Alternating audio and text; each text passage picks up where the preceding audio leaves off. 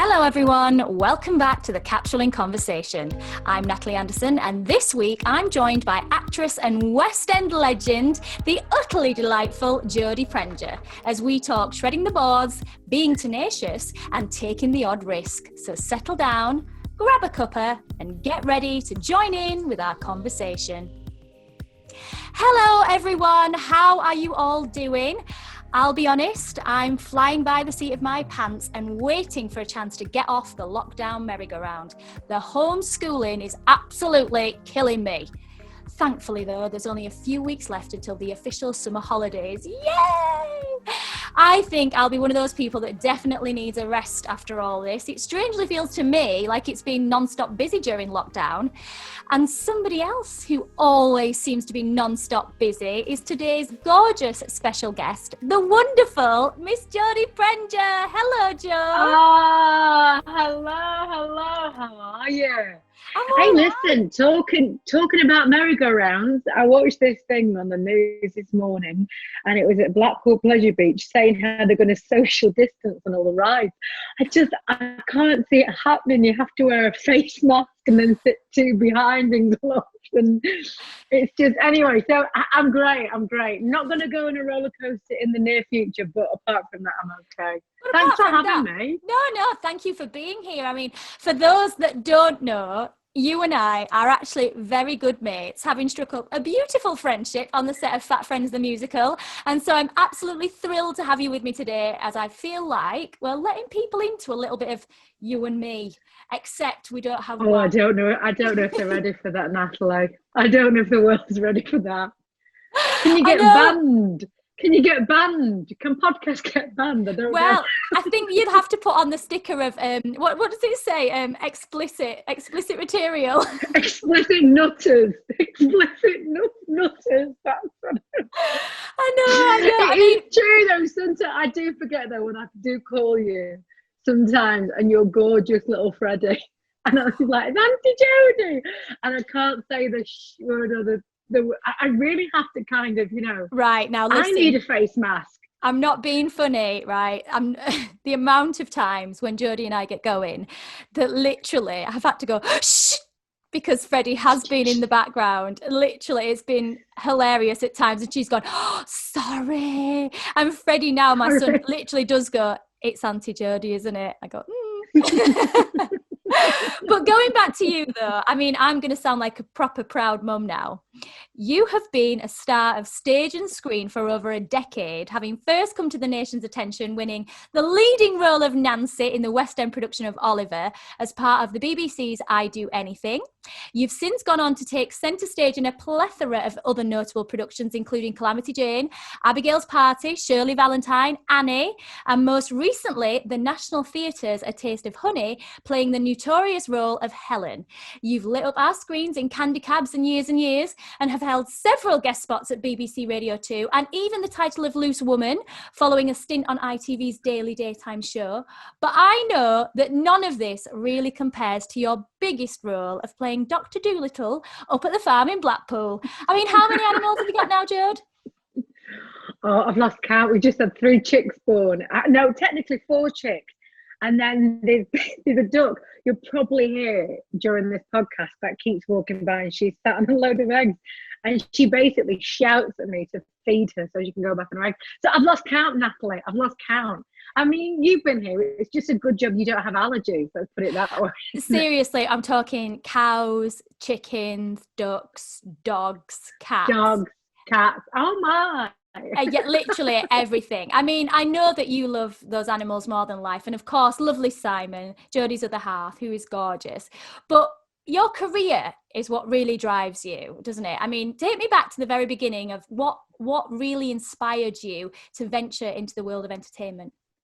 Do you want the honest to God truth? I remember growing up in Blackpool, and I remember having the honour to be in what is and was the entertainment hub of the UK at the time. And I always remember I lived in a hotel and we used to have acts that came in.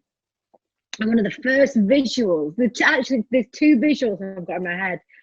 The first ever seen any kind of form of kind of variety performance, but it was a drag queen called Jackie Lester. singing My Boy Lollipop. And it was fun. It was just vibrant. It was just quite magical to a young kid to see something like that. And my nan always used to mime to Shirley Bassey. I mean, she couldn't sing a note in her head, but it was just, I think it was that fun aspect of it all. And I enjoyed it. And it's the same like you never think that you're going to actually get to play out your passion.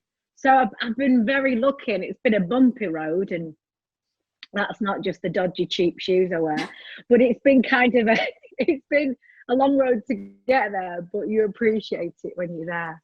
I mean, so, because, for a lot of people that they'll just assume that you kind of, you're there now, you're a legend in your own right, you're a West End leading lady. They don't remember, and they don't, I suppose. Did you say legend or legend? You call me legend more than a legend. No, you are a legend, Jodie. Listen, this is the first time I'm going to be really lovely to you. Let me do it. I know. Do you know what? I'm gonna dine out on this for decades. Yeah, you are. Decades. But I was saying, in terms of they won't know about the hard work and all those. I know, I know you, and so I know that you did all the club circuits. You went out there, you did the working men's clubs, you did the full thing, performing to, small crowds, intimate gigs, and again, a lot of comedy in there, and it's quite isolating. And if you get it wrong, those kind of crowds are very ruthless. Massively, and they were. It was that thing of going.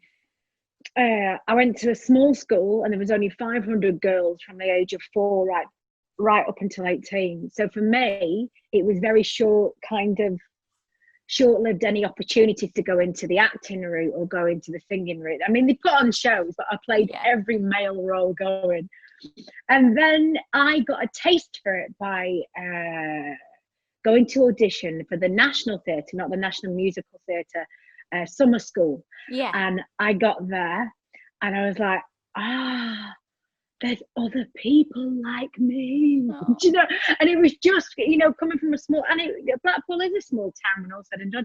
I'd never really met, yes, you've met other acts, obviously coming into the hotel, and yes, you've seen shows, but I'd never met other people who got me. Yeah. And I really enjoyed that. And I came back, and I openly admit I didn't want to go to London. I love my family too much, and I miss all my animals too much. So I did a BTEC course back at home.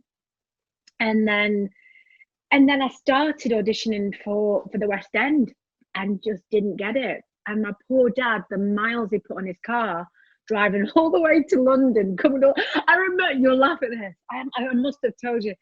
One of the very, very first auditions I ever went for. And I got an agent. This was all those years ago in 1926. and I got this, and I turned up, I got you an audition for Oh What a Night, which was a musical. I think it was touring as well. Yeah. And I turned up, and there was all these tiny, tiny, tiny dancers stretching the legs right behind the earlobes, and I'm there just cracking my knuckles going, don't think I'm going to get this one. Oh. But I did, like you said, do you know what, Nat? Those working men's clubs, they gave me the graft, and I still sung songs from the musicals, and they still wanted to sing, Hey Baby. But it was that it was a massive learning curve, and I think that's what's great about this industry. I'm still learning today, and I still love it today, and I still appreciate where I've come from, and I've still got places I want to go. So that's the thing. I think those, it's exciting. You've got a really amazing work ethic, and I know that you've got a relatively thick skin. No, wait a minute. In the sense that you just get on with things. You work so hard. Oh, bless you. But you get on with it. You don't faff around. You knuckle down. You crack on. I mean, do you think it is those early years and all that struggle of going down to London, being rejected, coming back to Blackpool, doing those club circuits and still having belief? Do you think it's those early years that have shaped you into just getting on with it now and really cracking on? Yeah, I think so. I mean, it's those early years of kind of getting heckled on stage and all that. Don't get me wrong, they still, it hurts. But you develop a thick skin to it. You get shouted at, you develop a thick skin to it. And even now, when certain comments are made and you don't feel like you've done the job right, it still hurts, but you still got that fire. That's always been there. And I know you're the same now. It's that fire of going, do you know what?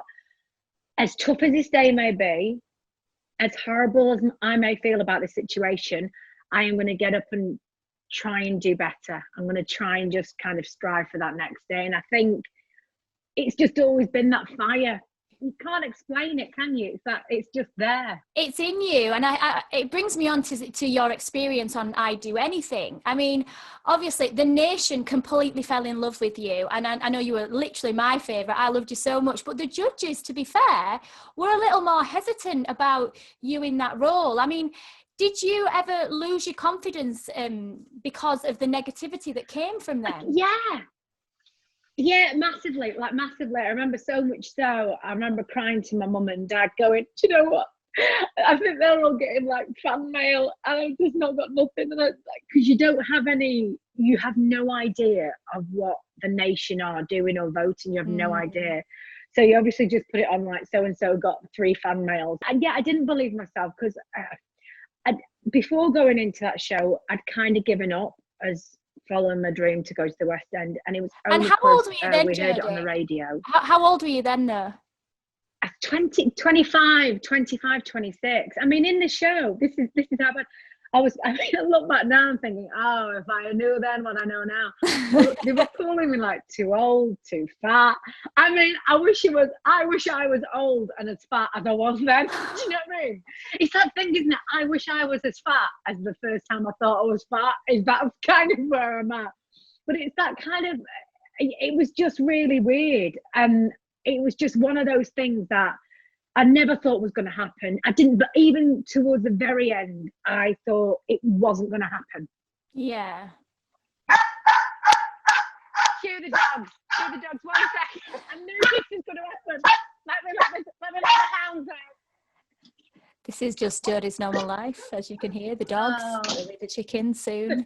Bear with us, guys. Bear with us. I actually did warn Simon. I said, Simon, you make sure you're back because I'm doing a podcast with Natalie and I know the dogs are going to go. And yeah. And just cue the face when he walks by the window, the look of disgust I'll give him. Well, it's all right. I just said this is why I explained it right at the beginning. She lives on a farm with us lots of animals. Lots of animals. But going back to that though, Jodie, as you said, 25 years old, it's no age really. But at that point in the industry, was considered too old for the role. And, again, made you, remarks about your appearance and all those kind of things. And again, every week you came out, you delivered, you even had to put up with some negativity from the judges, like your Andrew Lloyd Webbers. Yeah. You came out and you sold those songs. And do you think it was that grit that you learned in the clubs in the earlier days that gave you that fighting spirit to go, I'm going to prove you wrong. This is my moment. And I'm having it. Yeah, I think that's that thing, isn't it? I've sung to an audience of 100 with about 5 teeth who were throwing sandwiches at me. So I was just happy to be in a lovely live studio where they look, honestly, the BBC was so good. They looked after us like royalty. But I think going back, looking at it, we were lucky. And and it's talking about mental health as well. We were lucky in the fact that when that show aired, I'd Do Anything, there wasn't Twitter. Yeah. I don't think there was even, I call it face cloth, I hate it. There wasn't even Facebook and there wasn't Instagram.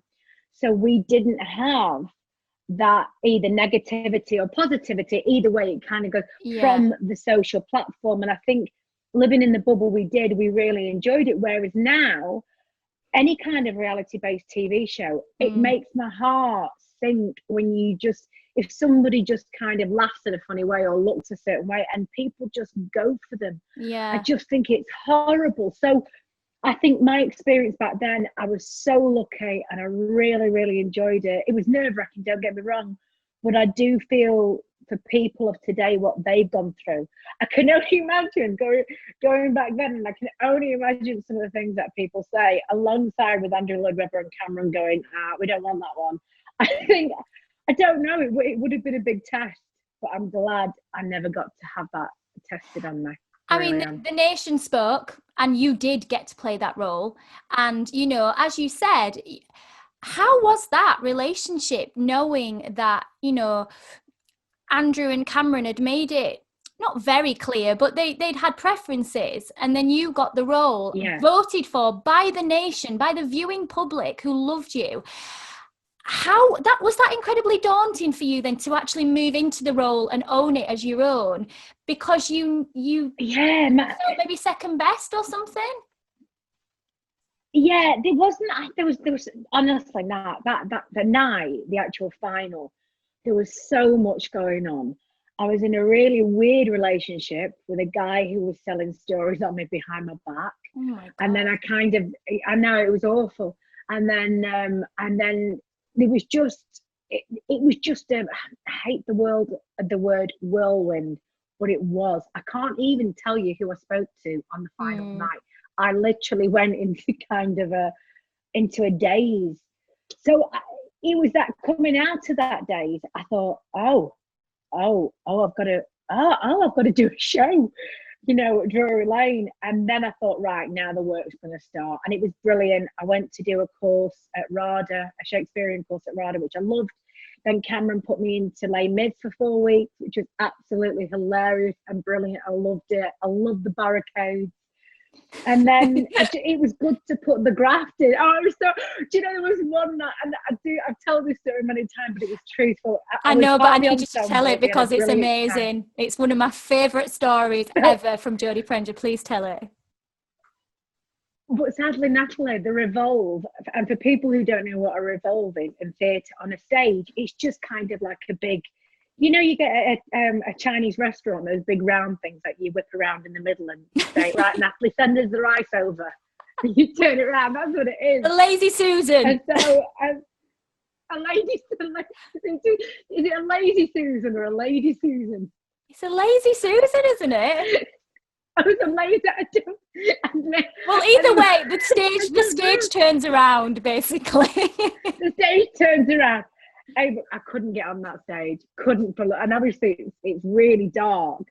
So there was one night I got everything right. I got my harmonies right. I hit every mark, and I was so proud of myself, really proud of myself.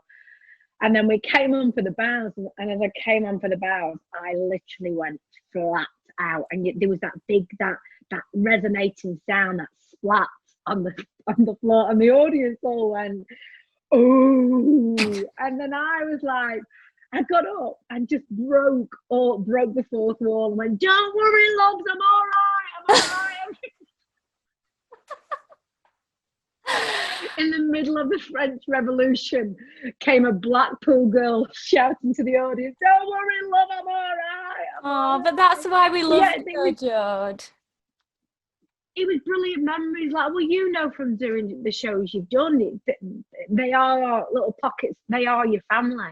They are a family when you're not with your family. So, no, I had a great time. Absolutely. Really. I mean, you know, you had an amazing run as Nancy. You received rave reviews. It was a brilliant time for you. And I think as well, you really proved that you had the grit, the mettle, the talent to actually, you know, you deserved that role, and it was yours, and you owned it. And then obviously you've then gone on to become one of our nation's favourite leading ladies. I mean, you've taken on incredible roles such as Miss Hannigan, Shirley Valentine, and most recently obviously Helen in A Taste of Honey, without forgetting Elsie Tanner in Coronation Street the musical. I mean, these are all really... Nobody ever talks about that. Yeah, I know, but I'm talking about it because of the women. You know, all of the women that you've played are very strong women. I mean, is it important for you to play those kind of roles and to tell those kind of women's stories? Yeah, I've always, as you surround yourself with strong women, as you are, Natalie, but I've always been brought up with strong women, and I've always been of that ilk where the women are the women and the men are scared. And it's just that kind of, I don't think I could play a wallflower. I don't think I ever could. And so I love strong women, and I love celebrating strong women, and I love supporting strong women. So when you get these roles, even like, you know, Beverly in Abigail's Party, she had these amazing strengths in so many ways to kind of get her through on a daily basis.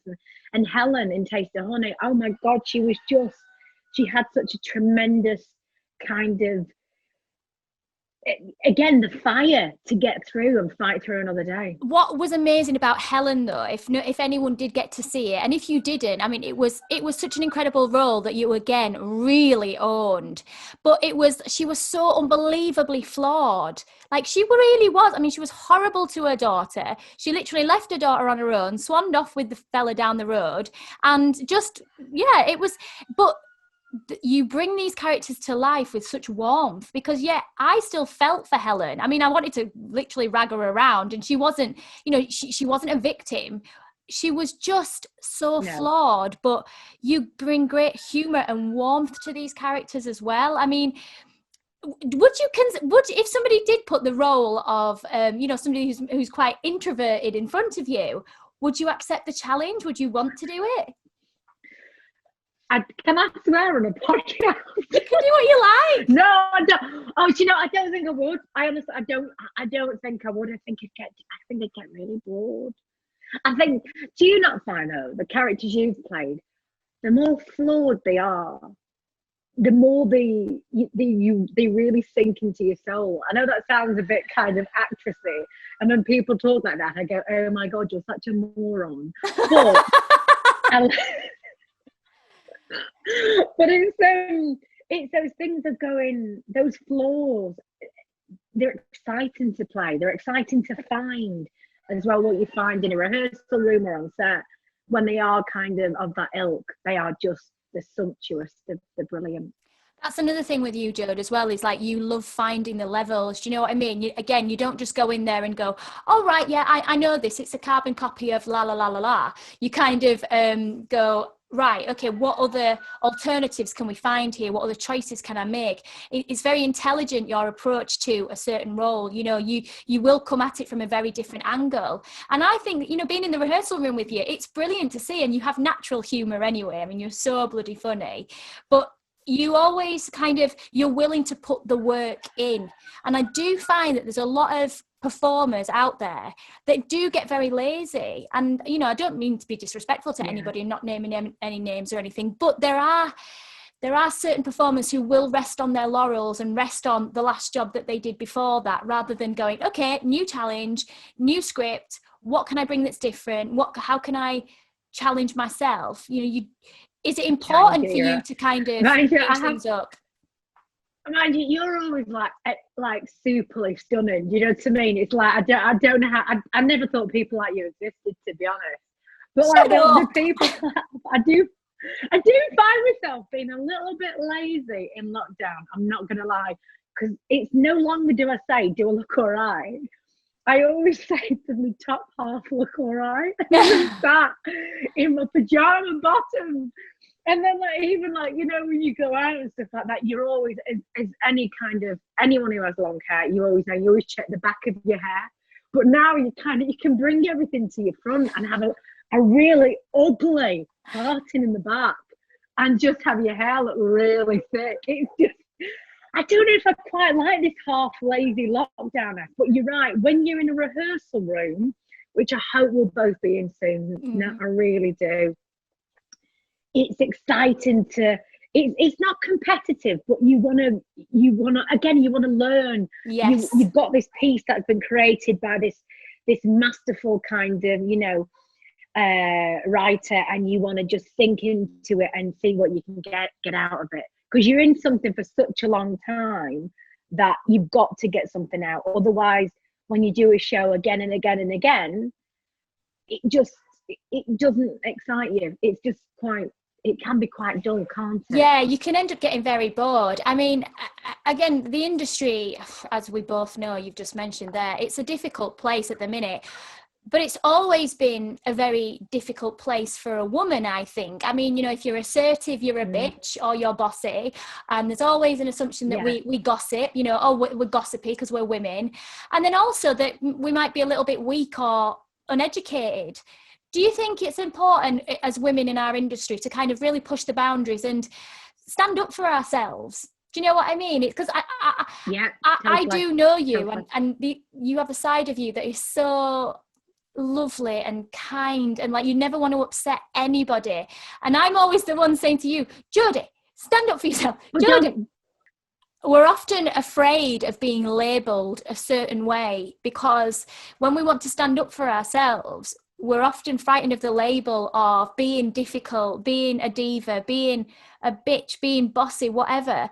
And yet if we don't put our boundaries up, we often get taken for granted. And it's very easy in our industry, I find, as women, that people try to play to the softer side of our nature. And it's hard, isn't it, when you want to stand up for yourself?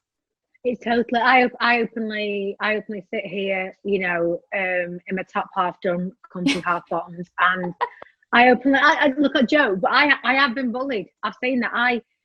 The thing, and I know you're exactly the same. You first meet someone, I'll give you the earth, I'll give you the shirt off my back, I'll give them the handbag, I'll just take a bit of money out so I can go get a sandwich. I do that. You give them everything.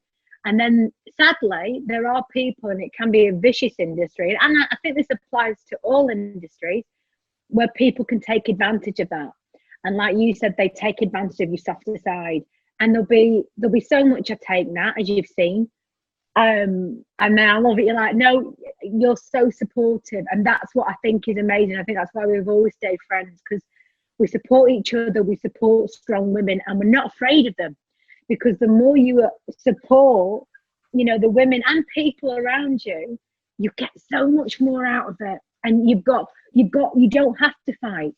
There's no need to fight, because the more you support, you can create wonderful things. So yes, there is a point I do go to, and there is a point that only a few people have seen, that when you cross me, it's that northern women, you'll never cross me again. And I go, it's like you just don't. But it's true when you say you don't take the mick out of someone, because you treat others how you want to be treated yourself. And I enjoy supporting, as do you. And I think that's how we've got so far and got so much out of, you know, the projects we've all worked on. I think you're right as well, in terms of it is still very important for us to have a point of going, no, that's enough. I will not stand for any more. I think we're seeing that across the world at the minute in various different formats, you know, in different causes, different people needing to have a voice and needing to say enough's enough. And I think as human beings, we have to be able to all sit at the table. You know, we have to all be, there's too much fear, as you just said there, where people get so frightened of competition, or they get frightened of like that you might get the job and they don't, and so they go out of their way then to kind of, you know, try and bring you down, and that energy really just leads to a lot of upset and it being very unsettled. Whereas actually, if everybody just pulls together and says, you know what, we'll just build a bigger table, it's fine, we can all sit at it, we can support each other, I'll help you up, you come and sit at mine, all that. I think it's really important that we lead by example as well. So if that's how you would like to work with other people, then we have to put that out there, don't we? Now, honestly, listen, we both sing off the same hymn sheet, always have. And I think it's that everybody has a breaking point. And that is shown again with the Black Lives Matter. That is shown against, you know, that is literally echoed across the world, that you treat people how you want to be treated yourself. And when that breaking point comes, everyone's voice should be heard. And I think that's how we should always learn. But if we'd have just never done it in the first place, which, gosh, if I could wave a magic wand, it'd be a wonderful thing. But it's not about never doing it in the first place. It's now about learning. And that applies to every aspect of work, every industry. We treat people how we want to be treated, and we can learn and we can grow, and it can be a lovely, lovely world back to live in.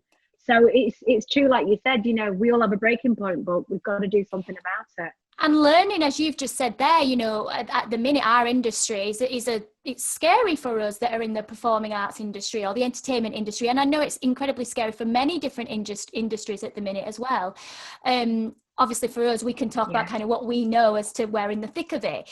But I think what's been fascinating is that if you aren't afraid to learn and you're not afraid to put the graft in, is learning new skills and having different creative outlets and, business acumen, so that you do create a secondary outlet. Because I think it's healthy for us to all have that secondary kind of stream of thought or of process where all our eggs aren't in one basket, because you just don't know what's going to happen. Yeah. I mean, we've my eggs are in the back here because I've got about 40 of them, because my chickens are laying like mad. I wish you lived closer. I'd chuck you some over the wall. I'm not even joking. When Jodie came to visit me last time, she literally brought me a full case of eggs, and they were the best eggs I've ever had, to be honest. They were amazing. But no, that is exactly like you. But going back to kind of what I was saying, in having the secondary creative outlet, I think it's very important for probably all people, I definitely think so for actors, to have that other source of creativity, something to take your mind away from the constant rejection of maybe you didn't get a job or overthinking, and also as an income stream. You've recently set up an amazing website, a mentoring website during the lockdown called Vocal Home, and it's so brilliant. Because just tell me a bit more about the business, because I think for anyone who's an aspiring performer, it's an amazing place to go. Thank you. It's a brilliant business, but there's the downside of it. I know we're saying it's always good to have all our eggs in different baskets, but there's no money made in it at all. So I couldn't do it at a time like this. I saw, obviously with lockdown, the doors of the theatre shut. I saw friends being made redundant left, right, and centre. I was like, what can I do? How can I help? And then I thought, do you know what? People are never given this opportunity to train one-on-one with people, professionals who perform on the West End stage, or directors who direct on the West End stage or direct films. And so there is a hub of mentors. And obviously, basically what happens is the money obviously goes back to them, which is going back into the arts, keeping them creative, keeping them motivated. They train these amazing students. We've had some brilliant results, which has just been fantastic. And that's like singing, acting, presentation work, the whole lot. And then we also raise, there's £1 of every single session goes to acting for others. So it's a charity I'm ambassador of. So I've tried to create like a little circle of goodness. So everything just keeps going, and it's like mother hen Jodie just making sure she's looking after her chicks. But this is what I'm saying. You've used this time wisely, in the sense that you are benefiting other people and doing something for the greater good. It's going back into our industry. It's helping mentor students, and also, for the creatives who are doing the lessons, it's keeping them active as well. And it's going back to being a grafter, I think. Yeah, it's going back to being a grafter. I mean, they literally are. I can't thank all of them enough. They're doing it for literally for nothing, for what they usually, they're usually paid in the industry. But again, it's inspiring a new generation of performers. And if I made Jodie, sat at home in Blackpool, never really knowing what to do and how to get into the West End, had that opportunity, there was that part of me going, I want to do that for that girl that I used to know, and give her, the connection. So there's that thing of, and I do believe in karma. I do believe in karma. So I just think if I keep going and keep that drive. And it goes back to what we just said about being an example, set the precedence. If that's what the kind of people that you want to work with or want to create in an environment, then it comes from you, doesn't it? You create that goodness, you put it out there, you put it into the world, and hopefully the chain comes back and it repays you positively. I mean, as this is a well-being podcast, there's something else I really wanted to talk to you about, which I still find so crazy when you told me this. It was the fact that, you won The Biggest Loser. I mean, it still shocks me that you even did the show. Tell me just... I'm sat here in my really stretchy pants telling you this, realising that I still need to lose 3 stone for health. But if I'd never have done The Biggest Loser, I most probably wouldn't have been able to go for Nancy. And that's horrible to say, because it shouldn't matter how you look like, what you look like, or how old you are, or fat, thin, tall, short, whatever. but also it gave him that, it did give me, I should say, a great deal of health back, and that was also a lot of mental health well-being. But back then I was 22 stone, and I watched the American final, The Biggest Loser, and they were applying for the English contestants, and I went for it. I was all, you have to stand there in a swimming costume and turn around while he looked at you. And I thought I looked really good because I had a lovely hairpiece in. I don't think they were looking at my hairpiece now. So it's that thing of going. Beautiful. No, I think I've still got my hairpiece. Now that probably looks like a dead cat. It does look like a dead cat. But it's that thing of going, you know, I had to put myself through that horrible experience of standing there in a swimming costume because I was so ashamed of myself, and then getting what I got out at the end of it. And then when I ended it, was I too thin? I probably was. I'm like, now, do I feel too big? I probably do. For me, this is a side of you that, again, I'm intrigued to talk to you about, because these are not the conversations that we normally have, to be honest, in this area. You know, you've always, for me, seemed incredibly comfortable in your own skin, and, you know, so incredibly charismatic, beautiful, stunning, like everything you wear, you look amazing in. What was it back then that motivated you to take part in it? Was it the industry? No, it wasn't the industry. It was for me, and that I'm going to say that was so selfish. I really wanted to lose the weight. I'd done all the diets. I'd even gone. I remember being a teenager and trying these diet tablets that are out then. And honestly, Nat, they sent me loopy. I literally, my heart was going, and I just couldn't go on this vicious circle anymore. And it's that thing of, I mean, people know I've had weight problems. I've got clothes in my wardrobe that go from a size 10 to a size, 24, and I keep them all. So I just keep going in the middle of them. But it's that thing going, oh, one day I'll fit into that. And it's hard. It's really hard. And it's the motivation. It's the thing. And only recently, myself and Simon have been getting up in the morning and going, really walking the dogs all out in the back and stuff, and doing all that. And that's just the start. It's nothing like what I did on The Biggest Loser, which was, I was going to say, tell me some of the things, what they did to you. Do you know what, Nat? I thought you go on those things, you literally lick half a lettuce leaf and go to sleep and don't eat. You eat 3 times a day and you just exercise like an absolute demon. And towards the end, I was doing 3-4 hours a day. I mean, but this is the thing. I always say, if I can do it, you can do it. And it's the same with the West End. If I couldn't stand on that stage, you can. We are we. And I went from not being able to go up a flight of stairs to running 12 miles a day and going, you can accomplish anything you want. And do you feel like, I think we all love a cheese board, Jude. Do you feel like, the discipline that show taught you was another thing that, again, that work ethic that you have that has kept your career moving with such momentum? Do you think, even though, yes, weight wise, you can be comfortable in different places with your weight, but the discipline that it taught you has given you something else, something that's mental. It's having mental stamina, which we do need for this industry in particular.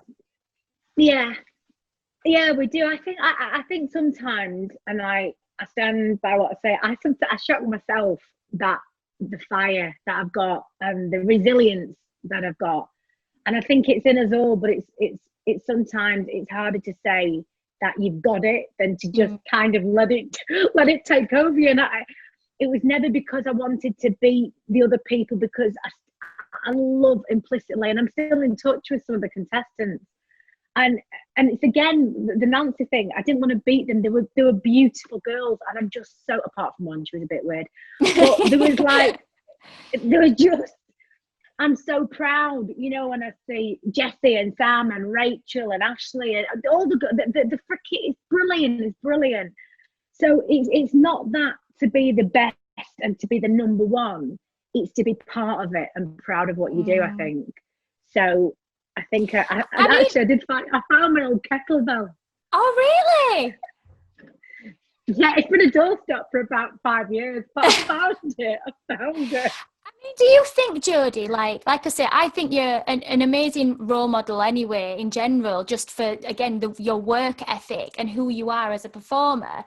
Do you think that in this day and age now with social media, the pressure of the way that people look and there seems to be two schools of thought. There seems to be like the school of thought, which is filters, Facetune, all that, and then there's the other side, which is embrace everything, be healthy. Yeah.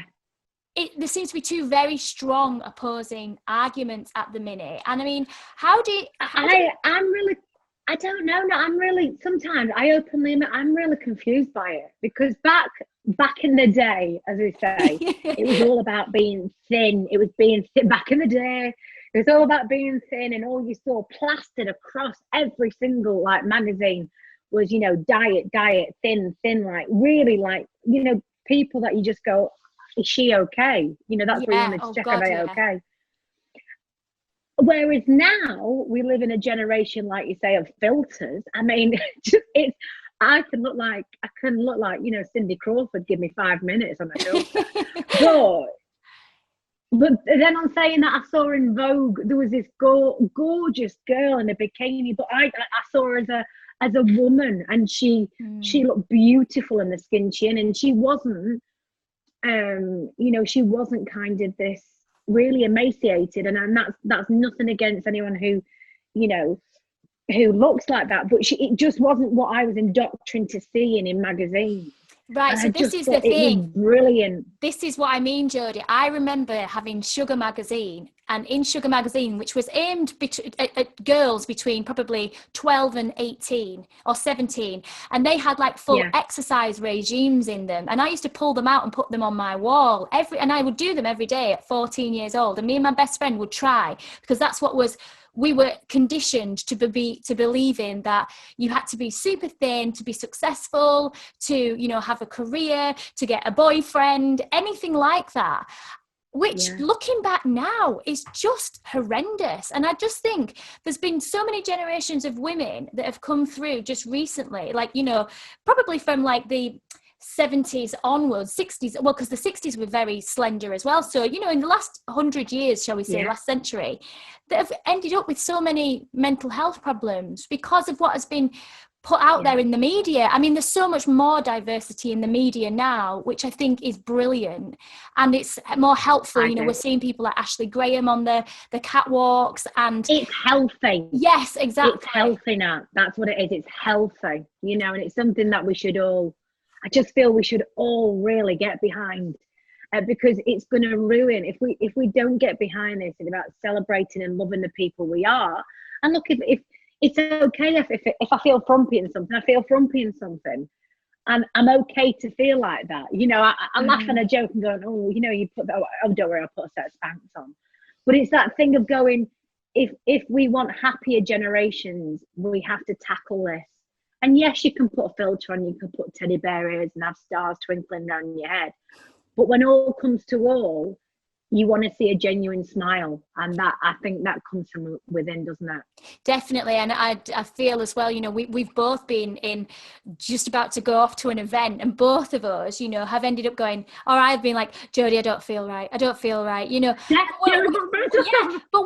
But we each allow each other to feel what we feel. And I think that's the thing as well, is letting embracing everybody and allowing each person, whether they're smaller, bigger, whatever, to feel in that moment, I feel a bit rubbish. And then equally on a good day, I feel absolutely amazing. I feel fabulous. I feel brilliant. Do you know what I mean? It's we're human, and we have feelings, and it kind of, when you go back and we're sat here talking, you go back, we have feelings.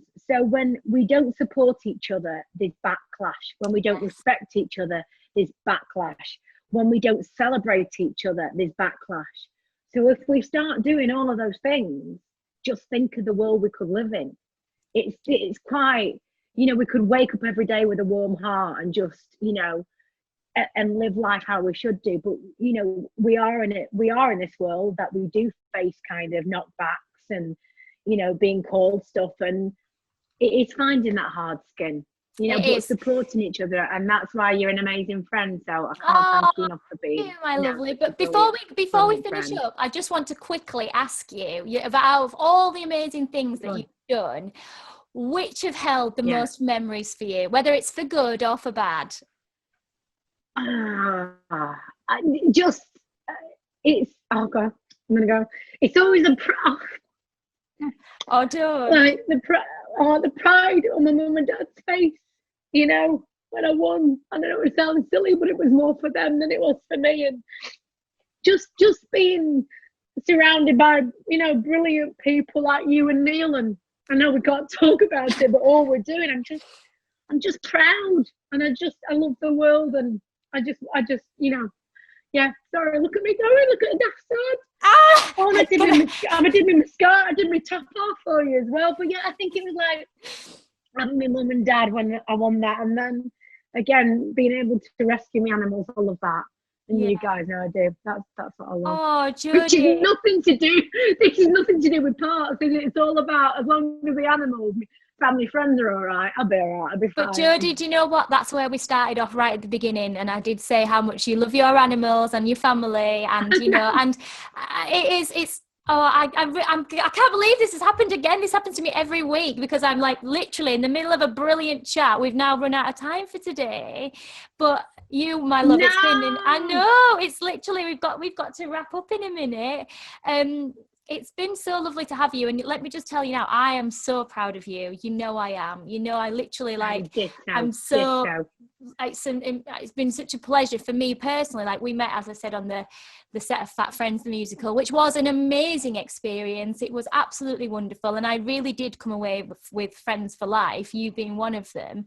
And so today, thank you so much for joining me. It's been an absolute joy to have you, and to let people into seeing a little bit more of you and a different side of you. And I do think we've been very well behaved, Jodie, don't you? I do. I'm so shocked I've not sworn. You've done ever so well. I mean, it could have been all very different with some wine. Really well. Yeah, that's true. I'll speak to you later on anyway. I'm sure we will. I mean, so thank you. And thank you also to you guys at home for tuning in. We hope that we've managed to keep you company and give you a really good excuse for a bit of me time. Don't forget, if you want to catch up with any of our previous podcasts, you can do so at the In Conversation page at our website, or by subscribing to any of our podcast channels on YouTube. Don't forget to leave us your rates and reviews, as we do love hearing from you. And if you're in need of a fashion and beauty fix, you can also check out our regular well-being and lifestyle content at www.thecapsule.co.uk, or by visiting our Instagram page. I will be back next week with another wonderful special guest, but today, my lovely lady, all that's left for us to say is goodbye. So it's goodbye from Jodie. See you later. And goodbye from me.